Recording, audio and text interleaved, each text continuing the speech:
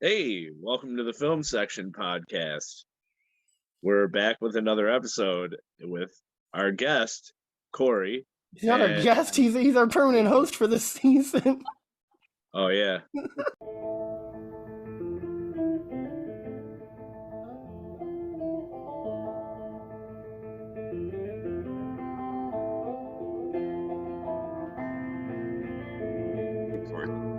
You're our guest every time. We have this jack off named Corey. I mean, I guess he's kind of here, so might as well just give him a mention.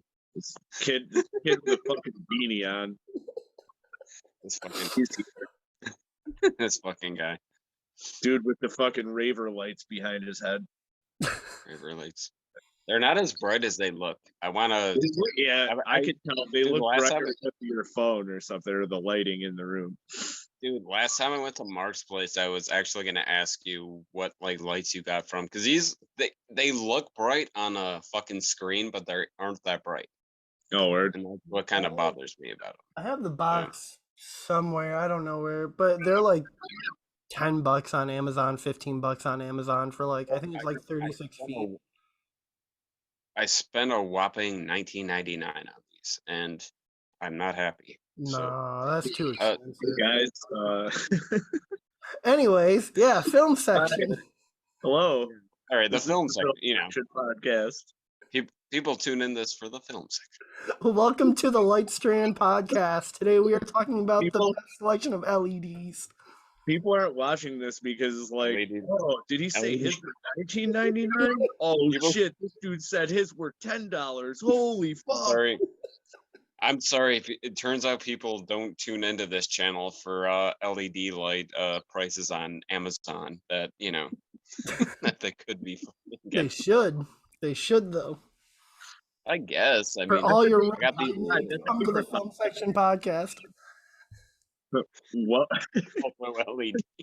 Also LED lights in our spare time.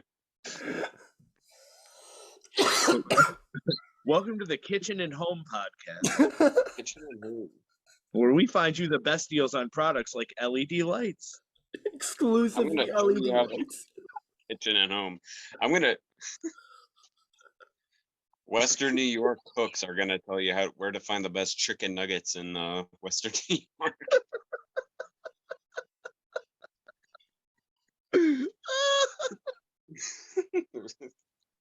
Oh my god. It's a funny thing too, because I don't even have kids, but I eat chicken nuggets all the fucking time. Oh my god, this podcast went off the rails and we haven't even started it. Oh, we're doing a show. That's right. Hey, we are back. Second episode of of our new season. We said this season we were gonna do our top 5 movies. We did 5 the last episode. We're gonna do our number 4s this episode. And I guess I'll start. Yeah.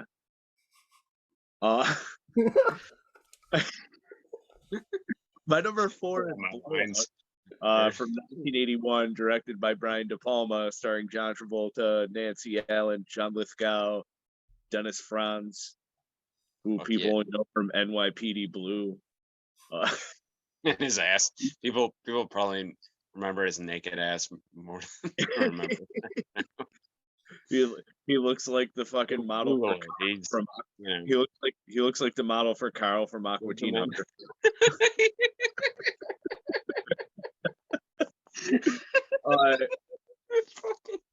Yeah, he does. Holy shit. So oh fuck. Okay. Oh god damn it. I see I got through the name, director, year, and cast before we broke down again.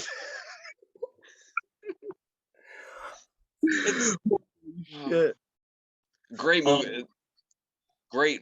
Honestly, one of the best De Palma movies, and probably John Travolta's best movie performance. At least in that time, I would say. I was just putting that in there going forward. It is top John Travolta performances for me, for sure. Because I don't know. I feel as when he got older, he came back because he was being all quirky and shit. So he changed, his acting changed. He did less serious shit. He looked like a psychopath in Face Off. I guess like in all those, I mean, it was making him money because like people always talk about like Face Off, Broken Arrow. Like he was doing like weird action movies at the time. And don't get me wrong, like I love Face Off, I love Broken Arrow, I love. I mean, Look he's Who's done it Talking. like a Phenomenon. That was another one. Do you like the one where he has angel's wings? Oh, that was like it was called like there's a- Michael or something, right? guy- It was just Yeah, called like Michael. yeah. Yeah. I remember that. I remember watching Look I Who's never- Talking like a lot when I was little. I used to watch Look Who's Talking and Look Who's Talking 2 all the time. You guys have missed two really important movies on this list. I've never seen the movie Phenomenon, and I've never seen the movie Michael.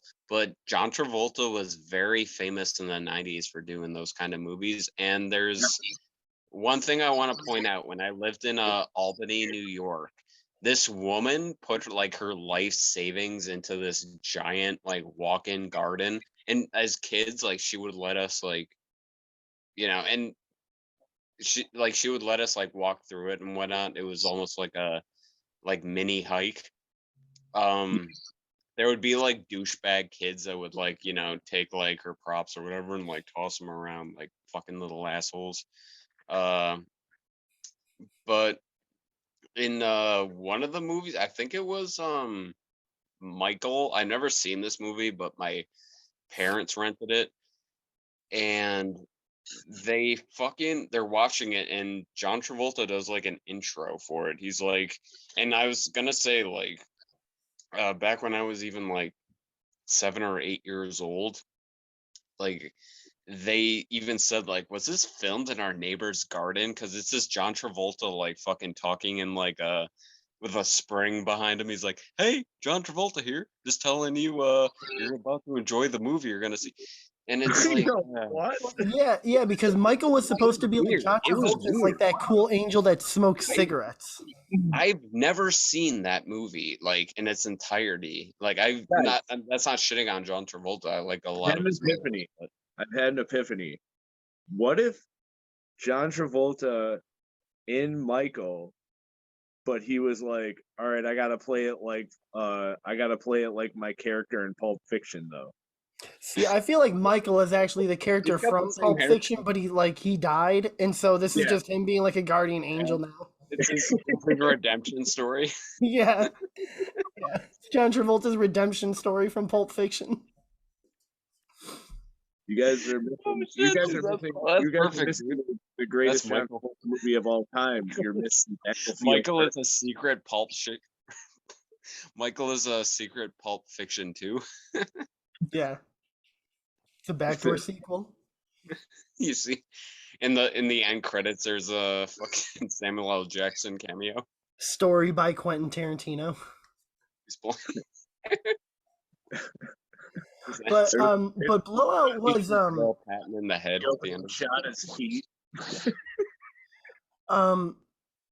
Blowout was Blowout was like a huge inspiration for that movie Nightcrawler that came out with Jake Gyllenhaal, right? Yeah, I think so. It seemed extremely similar to that. Yeah. I feel awful for fucking how much we joked around, like, it's and right, not like actually talking because, dude, like seriously, Blowout, fun, amazing movie, amazing fucking movie, like hands down.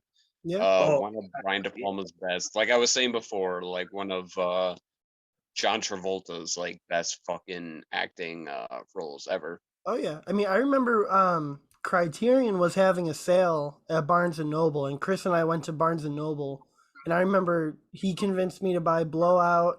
I also bought Dead Man and Last Temptation of Christ. And I think, well, we live in this like era of like Netflix, like, your green screen fucks that up so much. I know, because of the glare. I got my Criterions in the mail from the flash sale they had. Mm-hmm. I got James Caan in Thief, directed by Michael Mann. And then I got a movie from 1955, boys. Night of the Hunter. Oh, good movie. Love. Chris, I Oh my like how you god. said. Yo, I like how you Night, said boys like you were alive in 1955. dude.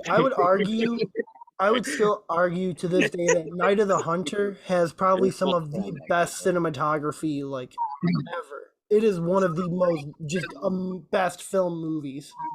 Absolutely. You know what was funny? Me and my friend Wednesday, like we were going to get lunch, and then fucking he was like, "Oh, let's stop at Barnes and Noble or whatever." I'm like, all right. In their Criterion section, he was going through it, and he's like, "Oh, look at this one." I was like, "Yeah, I have that one." He's like, "Oh, look at this." Oh, yeah, I have that one. He named like 10 of them, and I was like, "Yeah, I got all those." Fucking crazy. Yeah, I Before, got all those. last year, I had like 2 of them. I think I have like 10 or more of Criterions. But like Chris, I gotta ask, like, hasn't like it wasn't like necessarily appreciated at the time, Blowout, like, because my dad is the one that fucking like on the same night my dad introduced to me Blowout and fucking what is it called? Real Genius. Holy shit. Like, because it was like a double feature on Cinemax or something. So do you think as somebody that like saw it back in the day and somebody that like has a better appreciation for it, do you think this movie is like, one of those movies that's better appreciated now than it was back then? Because dude, like it seems like so many movies copy from this now. It's not just a movie that's like, I don't considered a classic now. Dude, it's like a lot of movies seem to take from this movie now. Yeah. I don't think that it did particularly well at the box office. So yeah, you could say that. You could say that for sure. Well, it definitely like a cable and like a video, like a movie that people saw on video. Because when my dad like introduced it to me, it's like, oh no, this movie's awesome. You gotta like, so I was like, damn, like going into it, like, and it really is. Like It's an awesome he brought movie. it in like it was gonna be the fucking Commando 2. That's how he sold it to No, you. it's not an action movie because like I think a couple of weeks prior, my entire family watched the original Scream. They and again, like that was my introduction to like mystery thriller, like fucking like high concept, like, and I was 1996. I was 10 at the time, or 9 at the time. Right. So at the time I was like, even watching that movie, I was like, oh no, that's a killer. Like I was literally like the biggest fucking moron like to watch a movie with.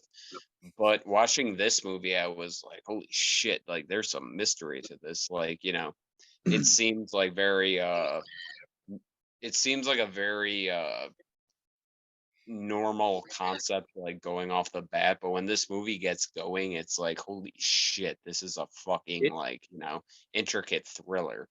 It reminds me of like the camera work in the movie and stuff and the way it was shot. Reminds me a lot of like those Hitchcock thrillers. Yeah. Definitely got a Hitchcock vibe to it, like a Rear Window kind of vibe to it, almost. Which makes it cooler because it's probably like 10 to 15 years later, and there's better technology in Hollywood, not CGI or anything but like cameras and shit. So then they shoot it updated, and man, that's fucking cool as shit. Like the look of that movie, is like almost 50% of what keeps me watching it. The other half is it's good. Oh yeah, it's cinematography is great. What's the name of the she was in RoboCop and she's been in like a bunch of other 80s movies too. What's the name of the actress? Nancy Allen. Nancy Allen, okay. Well, no, like her, like even when she talks, like at the time I was like, man, she sounds like a fucking doofus. Like she sounds like a female equivalent of somebody that we work with at the moment. But no, like she would. But no, when shit. Oh, bye. Sorry. See ya. Sorry. Shit. Sorry. Am I back on? Yeah, you're just upside down. But no, Nancy Allen. You're upside down. My upside. Not good. No, Corey, you're not good.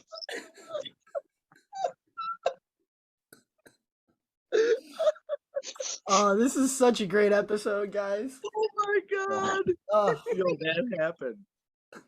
Anyway, Nancy Allen. Yeah. Oh, Nancy Allen, right? Yeah. From RoboCop in this movie. But no, when Nancy Allen talks in this movie, she's like, "Yeah, so I just didn't know what I was like." She has like such like a fucking dumbass voice. She plays a great character. She plays like a really like solid character, but whenever she talks, she's like, "Well, I didn't know I was in any danger. What the fuck am I doing?" You know what I mean? Yes, I got it. It's like, I'm sorry. It's okay. Oh my god. Yo, Holy shit. Oh, guys, fuck me. the best, the probably one of the best things to me in this movie is how the end calls back to the beginning. Yeah. Because in the beginning, they show him doing his job, and then at the end, her scream is recorded, and he fucking uses it. She's dead. Yeah. Well, yeah, dude. That's like I think it was like kind of my introduction to like movies like this, because like I watched it and I was fuck, like because it does kind of have one of those endings that kind of like hits you in the face, where it's like, oh yeah, like because a lot of it seems very especially in like the first 2 acts of this movie, like it seems very like by the numbers, like, oh, it's a mystery thriller. It's like one of those, but dude, but like by the end, dude, this movie fucking like, like to De Palma's credit, like, it's one of his best. And again, that's why I say it's like, Travolta's like best acting, I think, in any movie. Nancy Allen is fucking amazing. As much as I was just fucking shitting on her voice, still a great actress.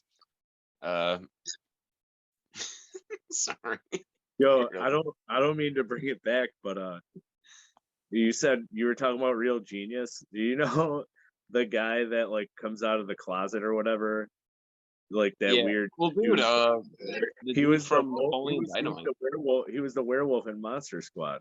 Yeah, he was he was a werewolf from Monster Squad, and he was a werewolf in Fright Night Part 2 from the from the 80s, dude. Dude, that guy, like, give him credit. Like, once he stopped aging terribly, he aged incredibly, because he fucking like he played Uncle Rico in Napoleon Dynamite, and he had like everything on top was receding, but he still had like the long mullet. He kind of looked like a guy named Corey Moss that we used to work with. But at least he actually had a fucking he had a career.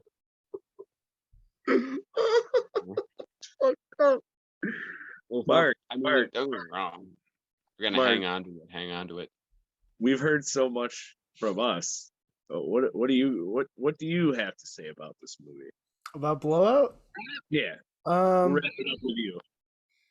I watched the movie for the first time a couple months ago, and it was very, very late at night.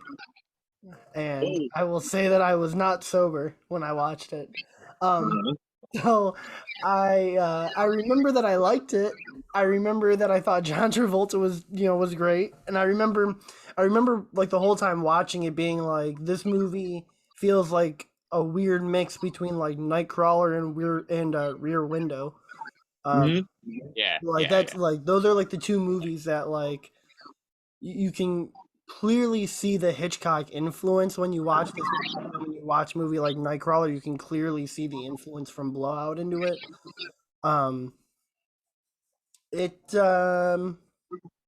Yeah, I mean, I remember that I loved the cinematography, but again, I was really drunk when I watched the movie, so I don't remember a whole lot of it. Like, to be honest with you though, dude, like, again, like, it's a weird, because I saw it in again, I watched it on cable with my dad after the movie Real Genius. It had to be in like the mid to late 90s, and it was still like even back then, like 10 years after the movie actually came out. Mm. And well, like when you see it, I mean, it's very much like I mean, we've all seen like the Batman recently, but like a detective, like because this movie is like essentially John Travolta trying to piece together some shit that he just accidentally became involved in. Yeah. And like he meets like Nancy Allen. And I again, like I feel kind of bad for shitting on her for I'm not shitting on her performance at all. I think she's amazing in it, even though she's kind of just like, oh, why what do I do? What do you mean I have to fucking do this? Like one of those kind of fucking sorry. I'm really sorry. I just can't take her voice seriously. But the she again, like it's a fucking like great like I mean, like Chris can probably attest more because you probably seen this movie before we have, but so many movies have taken from this movie. You know what I mean? Like there's so many Yep. movies like this now. Mm-hmm. You know what I mean? Like kind of like intro or very narrow like detect not detective but like mystery thrillers. You know what I mean? It kind of Yeah. started a Where like a genre. person hears something or sees something that they shouldn't have. Yep. Yeah, Yeah. you know, The like theme, the it's a theme Lifetime in a lot channel. of theme in a lot of things. Yeah. The Lifetime channel kind of went with it, but like they still make some like really good movies like Oh this. yeah. I mean, even Kimmy, that movie that came out not that long ago with Zoe Kravitz, is about. Is that good? Was it called Oh, it's Kimmy? great. I love them. I love that movie. Okay. It's I mean, basically Zoe Kravitz plays um like a basically like a technician sort of person for it's an essentially like an Alexa, but it's called Kimmy, but it's basically an Alexa. Um and she basically goes through and like figures out any sort of like bugs or glitches or anything like that with it. And while she's going through, she hears through one of the Kimmies this woman getting murdered. And so she, throughout the movie, she's like trying to figure out like who murdered this woman and everything. And then there's, a whole big conspiracy outside of it because it's a Steven Soderbergh movie. But I heard it's like a fun Steven Soderbergh movie, not a it's really fucking good. Yeah, questionable its Steven pace Soderbergh. is really fast. Like it moves a lot quicker than a lot of other Soderbergh movies. He does good shit. Yeah, and I mean, and it's Zoe Kravitz, and so I mean, if you don't Yeah, like yeah. Zoe Kravitz, then just get the fuck out of here. But All right. All right, Probably. fellas. I guess we all like that one. Yeah, absolutely. Let's swing it over. We're gonna do Mark's number 4 now. yeah. So my movie. Hold on, there's something going on with Zoom right now. My movie is a movie called Whiplash, which is my fourth favorite movie all time. I watched this movie. The first time I saw this movie was in 2015.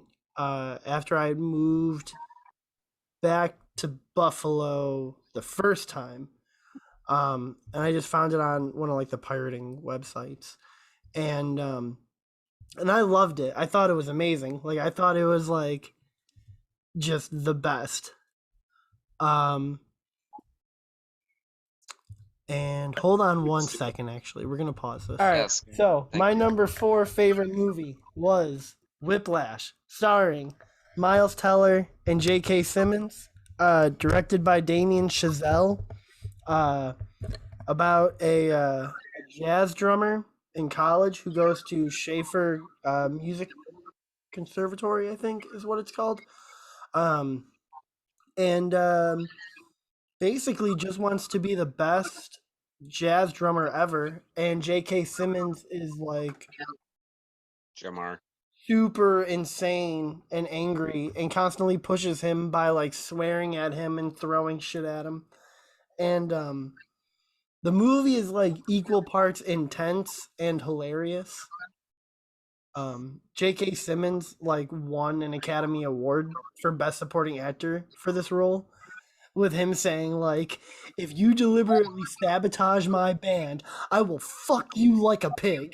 Well, here's the thing about Like he this says movie, that. dude. I've J.K. never seen Simmons. this movie, Oh, so I sorry. don't know. Oh No, really? I was gonna say this is you guys. I've never seen this movie. Dude, you should see it just for J.K. Simmons' Yeah. performance. Oh yeah. I'll Like watch Miles anything. Teller. I'll watch anything Miles with Teller. I don't give a fuck. Sorry, I mean, I think you would enjoy it. Like, if you, because you like movies like Higher Learning and like, Yeah. it's essentially a college. You know what I mean? Like, Yeah. coming of age after you've already come of age movie. But J.K. Simmons in this movie is on such like the level of like, he's an instructor. He's conducting an orchestra, but he's so like, do not fuck with what I'm fucking doing here. I will fucking destroy you. Because there's a scene. I know I'm pretty sure I described it to Chris before. What's his face? The kid who plays the young drummer in it, Miles Teller. Yeah. That's his name. Like his dad is Paul Reiser in the movie, and there's a scene early on, like where you see like he has the mother is out of the picture, but what do you call it? Like they're meeting like a movie theater and they're watching like an old movie, and Paul Reiser and Miles Teller have like a great relationship or whatever. But you get the idea that the parents' relationship has gone to shit, Yeah. blah blah blah. Right. But later on in the movie, when J.K. Simmons first meets Miles Teller, he's incredibly nice to him. He's like, "Oh yeah," like, "Oh shit," like, yeah, and he's like talking to him about his parents. He's like, "Yeah, my mom left my dad after his like writing career didn't go out," and the first indication that you get that J.K. Simmons is a fucking like maniacal teacher is because Miles Teller like messes up a couple of beats or whatever, and you can't even tell, like, that's how good of a drummer you're apparently supposed to be. Like, if you just watch this going right off the bat, it's like, well, it sounded perfectly fine. But and the first time J.K. Simmons is just like, here, I'm gonna take my beanie off because I kind of look like him. It's like, yeah, come on, keep doing it, keep doing it. Yep, yeah, you're fine. Yeah, keep doing it. And by the third time, he's like, fucking god, all right, come on, I'm fucking trying to work with you here. And then by the like third time, this is how good J.K. Simmons is in this movie. He gets in his face and he's like, "Oh, what do you think? I have fucking sympathy for you because your fucking mom thought your dad was gonna be J.K. Rowling, you fucking piece of shit." No, no. Okay, so it's J.K. Simmons has Miles Teller playing Whiplash, and Miles Teller's timing is off, and so he keeps saying like, "You're rushing just a little bit. You're dragging just a hair. Rushing. Nope. Now you're dragging." And so he's constantly like going and going and going, and then Miles Teller keeps playing, and then J.K. Simmons grabs a chair and swings it across the room, and Miles Teller is like, and J.K. Simmons is like, "Why do you suppose I just hurled a chair at your head, Neiman?"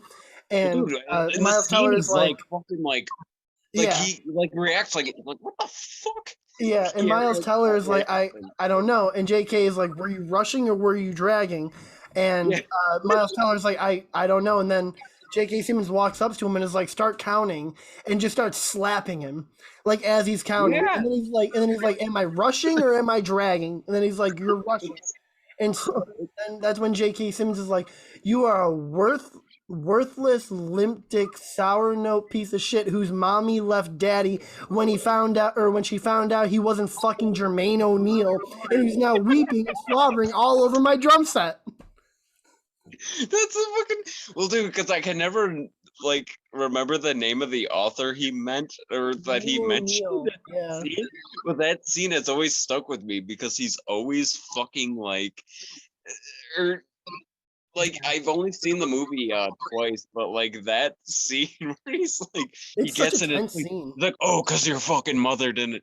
Dude, Yeah. he's like so fucking intense in that scene. And it's honestly like one of the best portrayals of any like actual like hardcore music instructor. Because I'm sure like guys like that exist. Well, Damien Chazelle said that he based the role of J.K. Simmons off of like an actual teacher that he had when he was like in college. I believe it. Like I really fucking do. Like I mean, it's a good movie. It's not a movie like I've seen it twice. Like, I love it. I mean, I can watch the movie over and over, especially because of the soundtrack. Like, I just love the music in the movie.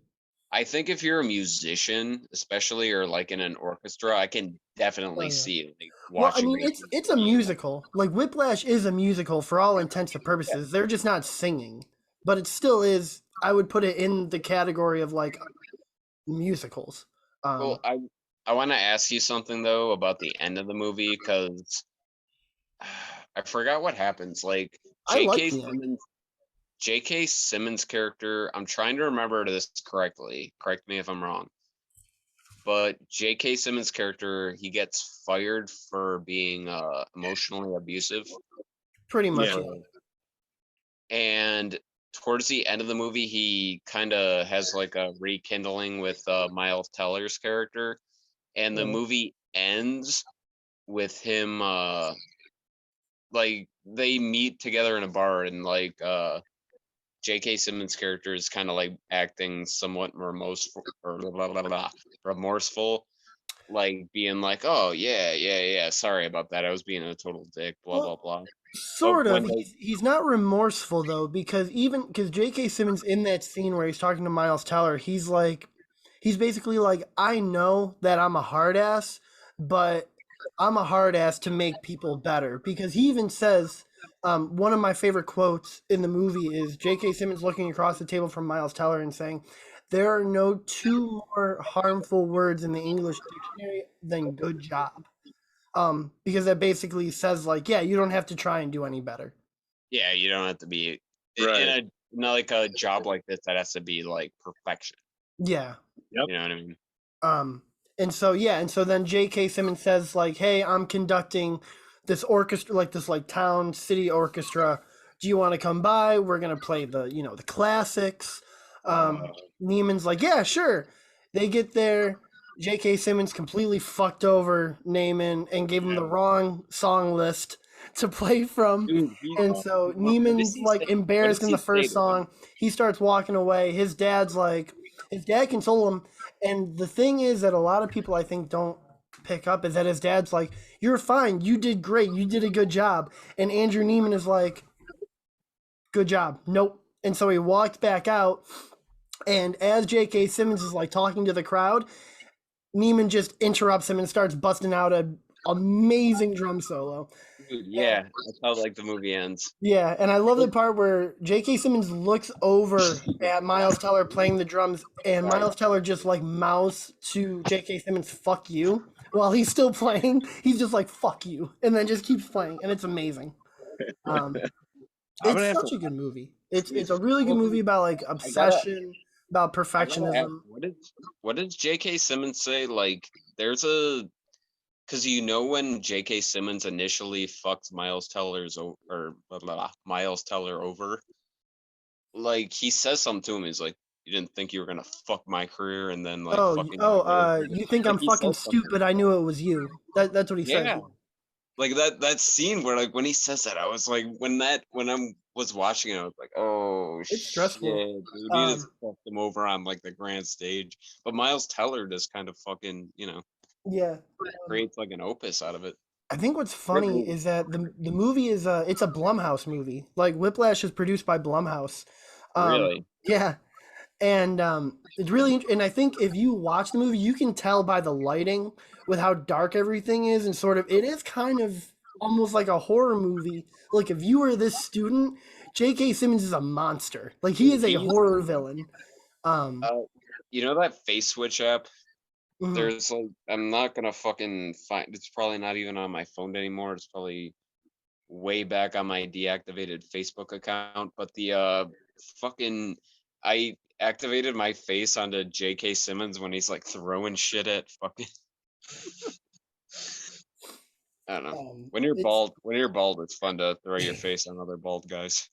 But no, it's just such a good movie, and I mean, again, it's Yeah, a it's movie really good. that for me, I've always like appreciated jazz music. I've always thought like some of it's kind of cool.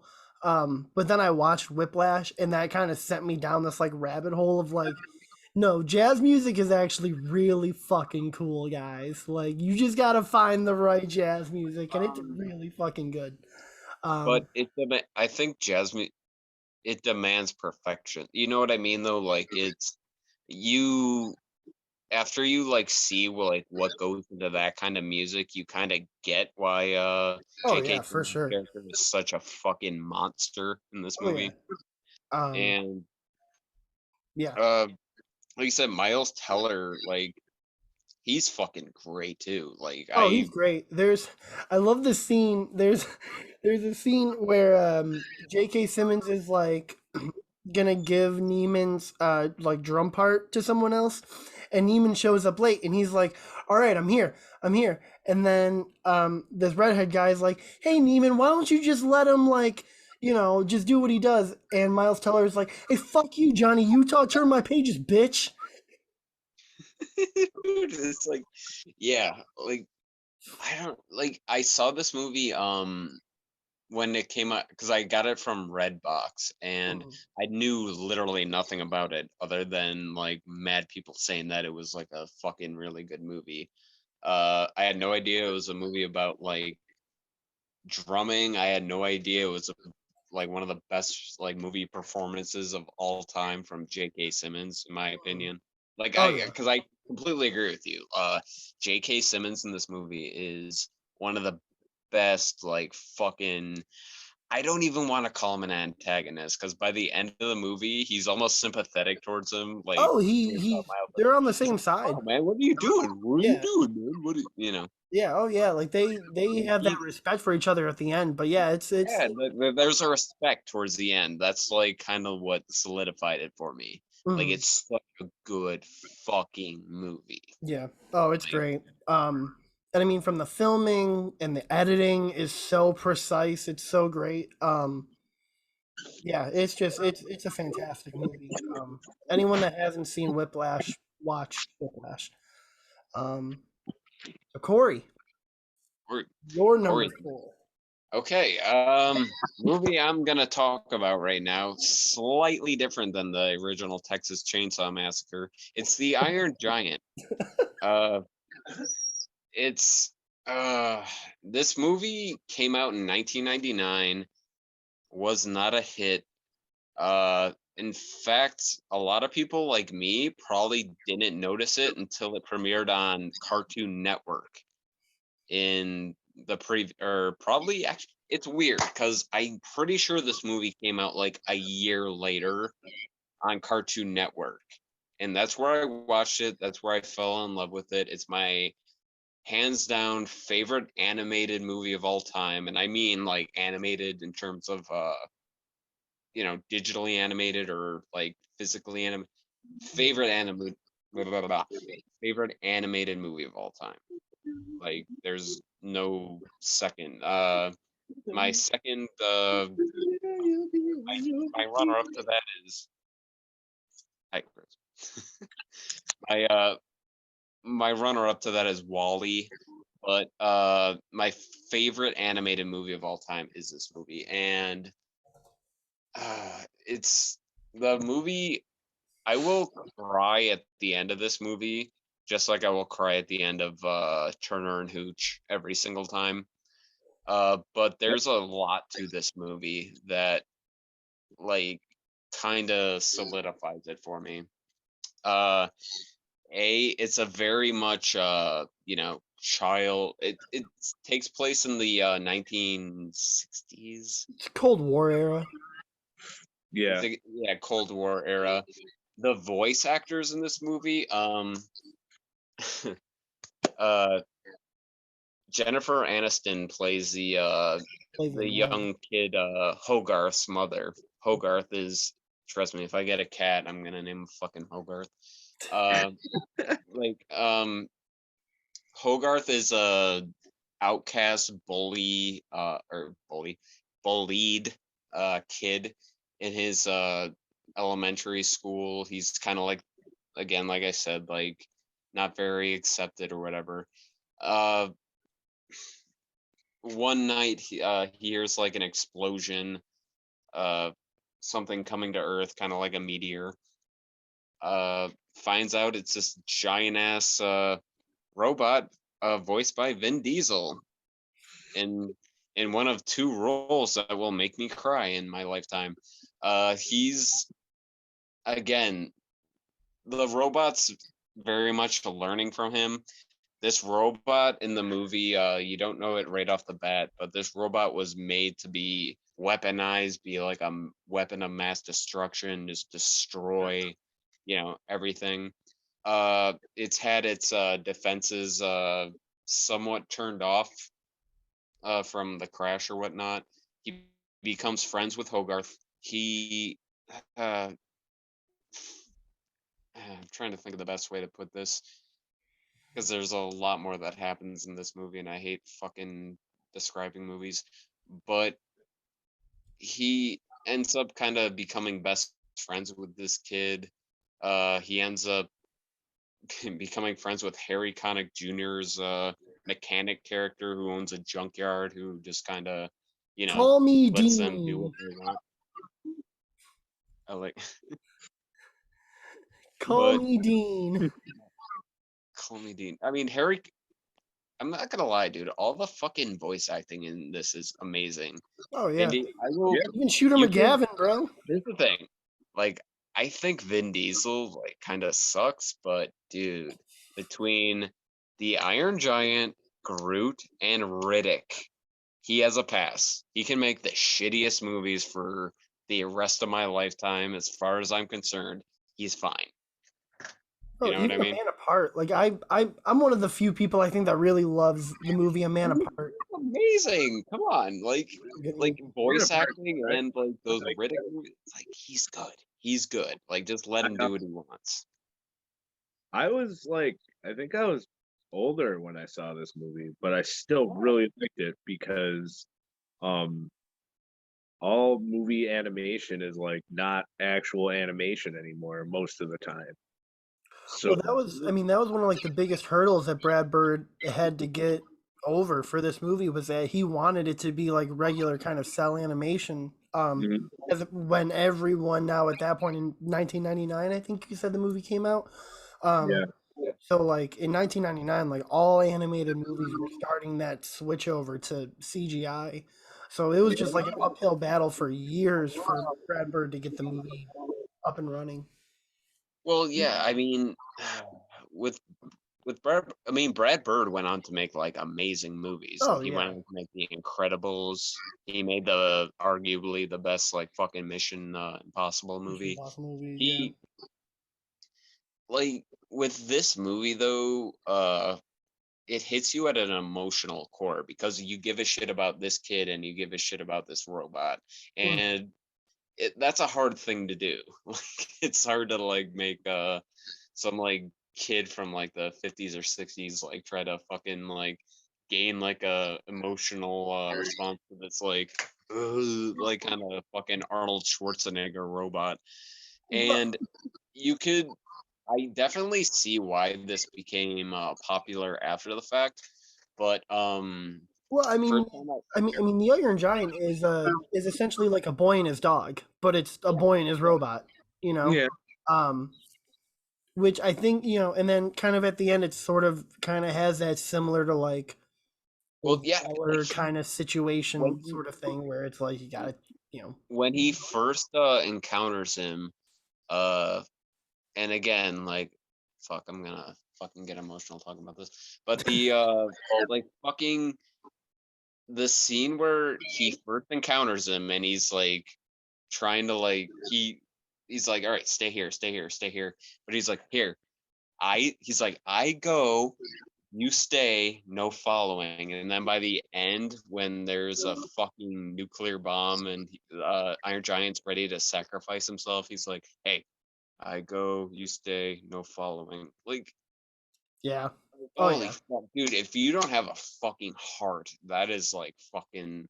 Dude, I can't watch that scene without fucking crying. Oh, yeah. It's like fucking so. It's so good too. Christopher McDonald, who played Shooter McGavin. Shooter McGavin, yeah. I almost said I eat Clubber pieces of shit McGavin. like you for breakfast. You eat pieces of shit for breakfast? No. No. I almost said I while we're on this subject, why don't you guys like we'll go around and you say like an animated movie that you don't think people would know that you like or think that you like. Oh, I actually have one. Hold up. Fuck. What's the name of it? God damn it. He's got it. I got. Well, no, like it's still it's the one from fucking Yeah, pray it out. Donnie Darko. The one fuck, the one about the rabbits. Fucking god damn it. Oh, Watership Down? Watership Down. Thank you. Yeah. Love that movie. I That didn't movie's dark see as it. fuck, dude. No, dude, yeah, it's a great anime. So dark. It is not a kid's movie. I did. Well, dude, it was marketed as one. Watership Down is not a fucking kid's movie. Dude, There are Watership rabbits just Down, following yes. each other. Sir, the subject with Watership animation Down. doesn't matter if it's for kids or not. Dude, what? Chris, have you ever seen Watership Down? No, actually, I have not. Oh, it's a Dude, fucked it's up like- movie. Dude, it's like fucking Schindler's List with the rabbits. Rabbits. It's so fucked up. It's so So fucking dark. Dude, they So get dark. fucking slaughtered. They get fucking. Dude, there is Dude. a really violent scene where they like What? viciously kill Dude, one but- rabbit. Dude, the lead villain is a jackrabbit with a fucking like axe mark in its face that looks like fucking like what's his face from Hatchet? Dude, Oh, it's like Victor Crowley? dude when they Sometimes. fucking get in fights, like they fucking slaughter each other with blood everywhere. Well, Yeah. all right. I think I know what I'm gonna be watching. It is a vicious It's so movie. it's really good. It's a really It's good, good. movie. It's just vicious. What about you, Mark? What's yours? An animated movie that people probably wouldn't think that I like. It's kind of tough. I mean, I was one of those people that like I. Also, you guys need to remember my age here too. Fine, we know Rugrats in fucking Paris. or No, whatever. no. I do love Rugrats, but I was a really big fan of like the Disney like straight to video sequels. A lot of them that would come out, Okay. and so two of my favorite VHS tapes that I used to have were was Aladdin and the King of Thieves, which was the third animated Aladdin movie where he met his dad. And then the second one was actually Beauty and the Beast, Bella's Enchanted Christmas, where they had Tim Curry as like the fucking organ. Sorry. Dude, Tim Curry played the organ. I'm Fucking just porno. picturing you sitting down, That's pressing Enchanted play, and Christmas. it says Beauty and the Beast, Bella's Enchanted Christmas. Good movie, dude. Bella's in chains in this one. Nobody watches that. Come on, dude. Holy shit. It's Enchanted Christmas. Watch it, dude. Tim Curry is awesome. Tim Curry Mark- plays a villain. Oh, Tim, Mark, okay. Mark, If Tim Mark, when Curry you is press in it, play, you take yourself seriously when you see that title? Tim Curry plays a villain. That's And there's definitely good animation. dude, that's definitely Holy a shit. pick that I would not think dude. at all. Dude, Bella's Enchanted Christmas sounds like something you'd see on Pornhub if you fucking typed in the wrong thing. Like if you go on Pornhub during the week of Yeah, Christmas, Bella's that'd be- Enchanted. She's not so enchanted in this video. she's enchanting something with her. Enchanted. Hold on. Okay, no. We're all Yeah, terrible you're people, by the Uh, way. mine is the Disney animated Robin Hood. Oh, the Fox. Yeah. Okay, Okay. just so you guys know, that is from Beauty and the Beast: Belle's Enchanted Christmas, and that's Tim Curry, and he voices evil. Well, it's I never seen it, but I'm pretty sure I've seen I think it was the other bald guy. That's scary, dude. That's in a It's kids Alex movie. Trebek. He did like a fucking he's like a piano organ, like a living version of like an organ, right? Yeah, Yeah. he's a living version of an Okay. organ. That's in a kids movie. That's terrifying. Yeah, that's in Belle's Mark- Enchanted Christmas. I know we were laughing, but dude, you're talking to somebody that fucking grew up on fucking Care Bears VHSs, dude. You have nothing. Trust me. Dude, Much as I'm laughing, I, dude, trust me, that's more dignified than anything I fucking ever watched as a kid. I It's a think movie. that the craziest thing to me is I remember them putting out sequels to like all their big movies, but the one that sticks out most to me is Aladdin 2: The Return Return of of Jafar. Jafar. Yeah. Like I would see that one everywhere, dude. Like if I was at like a Goodwill or something, I'd see that tape.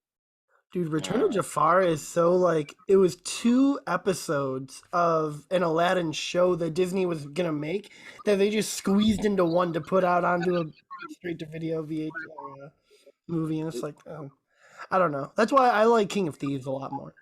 Well, dude, Disney movies for me were just kind of weird because I mean, I Disney's got a never really like weird. saw, I never saw the appeal. I never saw the appeal, but I would go to the theater and then like watch it, like with the Lion King, with Aladdin. Like I'd be like, oh man, this blew me away. Like, Yeah, you know what I mean? Like, but it's never something I would like seek out because I don't know, like I'm not saying I had terrible siblings, but they would always be like, hey, this Marked for Death starring Steven Seagal is going to be on at 10 p.m. We should totally watch that. Or, Return of the Living Dead Part 3 start. You know what I mean? Like, kind of. I- Yeah, I mean, it would be like for me. Corey, have get like, over here.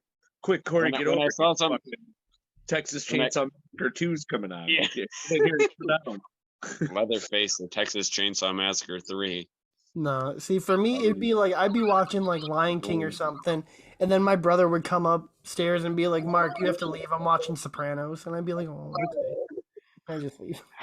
Mine, dude, like I always used an excuse. Like I was like, my sister's 7 years younger than me, so I have to watch these sometimes. But for the most part, dude, I really like Disney animated movies. Like they're animation movies. They're Yeah. all good. They're all really good in their own way. Like even if When you're they're really good, they're not into amazing. it, they're all good in their own way. Most of them, yeah. I think there's some that are just like maybe shouldn't have been made.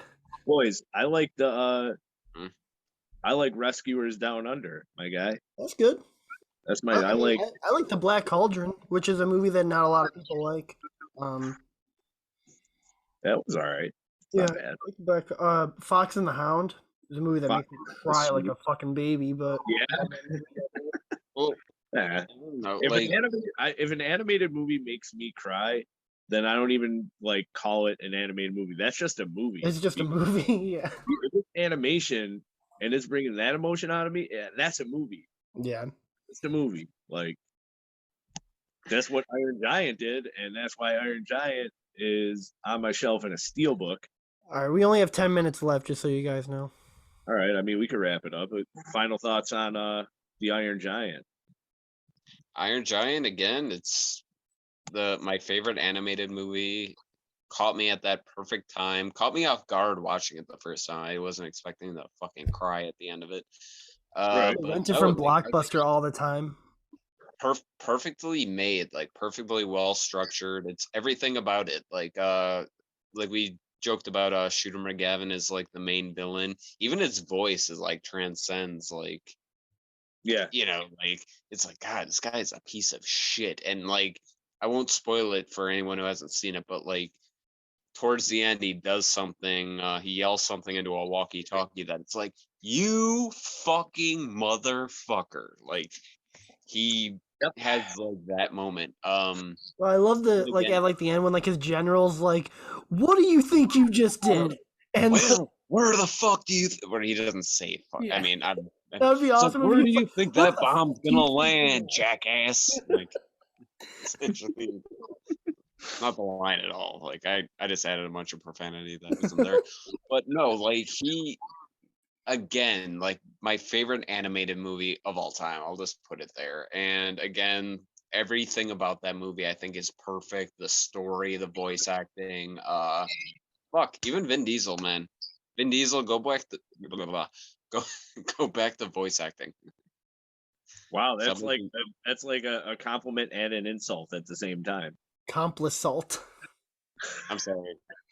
I don't mean to take away from the art that was Fast 9. Hey man, I'm looking forward to Fast 10. Fasten your seatbelts. Oh, you mean Chris, you mean FX? No, man. I mean, Fast. It's gonna be FX, brother. It's gonna be FX. Fasten your seatbelts, bro. It needs to be called Fasten your seatbelts. No, dude, it's gonna be 10 Fast, Hey. 10 Furious. Brian Dennehy, who FX? Get Brian Brown back in here. Who Dennehy, who the fuck is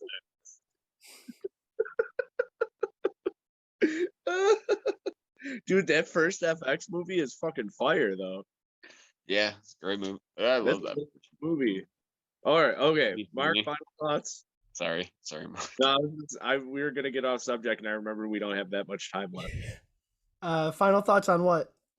On Iron Giant, dude. What the fuck? Oh, yeah, dude. Iron Giant is an amazing movie. I mean, Iron Giant. So it came out in 1999. So I was 5 years old when that movie came out. I was right in that demographic. Yep. For that movie, and so like, I mean, I loved it. Like it was. I remember like going into Walmart and like begging my dad to like buy me like the clamshell VHS tape that had like the little Iron Giant toy that was in like the top corner of it. Like, I loved it. I love that movie. I love how it's filmed. You stay, I go, no following is like one of my favorite just movie quotes ever. It's great. Did you see it at that point where like, because it did seem like in like the early 2000s, like people were like, holy shit, this is like an epic or great movie, and then they started playing it on TV like around then, because that's when I saw it. Like, Yeah. when it initially got released, I didn't see it in the theaters or I can't remember. I remember when Cartoon Network did like their movies like every Friday night. It was. I think that's when the first time I saw it was on there. Yeah, same here. But I absolutely loved it. It's such a good movie. Yeah, I think honestly, like one of the best animated movies of all time, with one of the best like iconic characters. Like, Oh yeah. I know they did like the whole like that fucking shitty ass it wasn't like shitty, I should probably not say that, but the Ready Player One wasn't like a terrible movie, but they tried to recreate like the Iron Giant there like as a character. Oh yeah. I mean that's kind of tough because Ready Player One is essentially IP the story. That's really what Ready Player One is. I wasn't trying to shit on it. Like I was, it was fine for what it was. It's an IP. It was like orgy. It was entertaining. Yeah. That same way it had Goro in it. It was like, it's fine. Yeah. The Chucky was in it, bro. Come on. Chucky. That was a great scene though. The Mandalorian's in it. But yeah, Iron Giant fucking rules. yeah, Iron Giant's fucking great movie. Favorite animated movie of all time. So We're gonna get out of here. That was our number 4. Unless we got any comments on Harry Connick Jr.'s performance. Oh, well, he's Harry Connick Jr. Kick the tires and light the fires, Big Daddy. Kick the tires and snort that coke off that hooker's ass. That's the only thing I remember about Harry Connick Jr.'s life motto. It's the only thing I remember of Harry Connick Jr. because I feel like that quote was in the trailer, and I saw the trailer like a million times that summer, and I just remember him being like, "Let's kick the tires and light the fires, Big Daddy." Like, I'm not gonna lie, like Harry Connick Jr. is like the best part of a lot of those movies from like the early, because dude, he's awesome in fucking Independence Day. Like, yeah, definitely. He's like a lot of fun, dude. He's like, dude, this is a wedding ring. Like, some guy walks in, he's like, All right, guys. Until next time. Next time, stay for our talk of movies. I mean, leave when we start talking about how great Harry Connick Jr. is. She is We're gonna see you next time with our number 3s our next, in the film section. with our special guest, Harry Connick Jr. That's a promise.